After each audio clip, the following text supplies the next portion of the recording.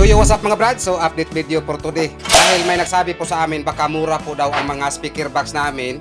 Dahil po ay nagtataka po sila bakit ang lakas daw po ang bintahan namin. Akala nila na mura po yung mga box namin. Ito lang po ang masasabi ko mga brad. Mas mahal po kami ng mga speaker box. Kami mga box maker, hindi po kami magkapareho ng presyo.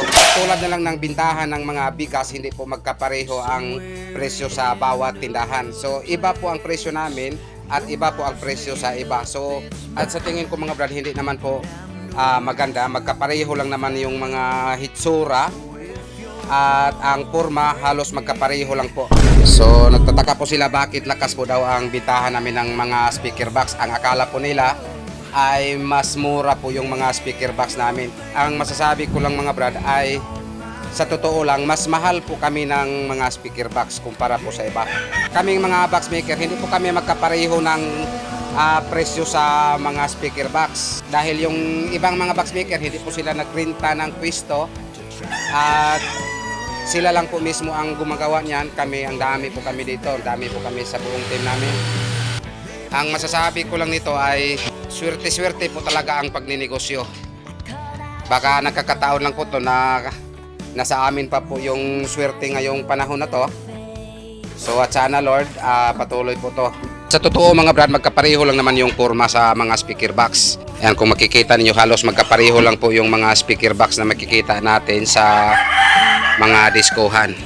At ito po ang sa loob ng aming mga speaker box. Ayan, itong materialis na to ay ito po ay kinating dito sa lagyanan ng speaker. Ayan, bawat gilid merong ganyan. Sa itaas meron pa rin nakakabit na plywood. Yan po ang aming D18. Ayan, naka-double back, naka-double ang brace, naka-double ang speaker board. At dito sa gilid, lagyanan pa natin to dito. Double din dito. Ayan po kami mag-double sa likod mga brad. Ayan, galing sa itaas papunta po sa baba. Ayan, walang putol po. Ayan, direkta po sa baba, galing sa itaas. So ayan, kung tingnan natin sa loob, hindi po malaman na double. Ayan, dahil direkta po siya sa baba, galing sa itaas. Ayan, so ayan, malaman lang po na naka-double to dahil ayan, naka-double po ang mga screw. Ayan, double screw. Ayan, ito po ang first panel, ito po ang pangalawang panel. Ayan, naka-screw pa po to. Ayan, naka-screw. Ayan, lagyanan pa po dito sa gitna ng pako.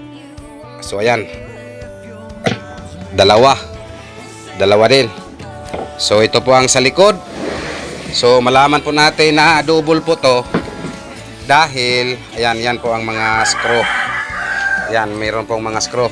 At malaman po to sa may-ari na naka-double back po to pag butas na sa speak on. So yan, malaman po niya na double back po to pag butas na sa speak on. Ang sikreto lang po namin mga brad ay hindi po namin nakalimutan magsimba isang bisis isang linggo at minsan dalawang bisis isang linggo.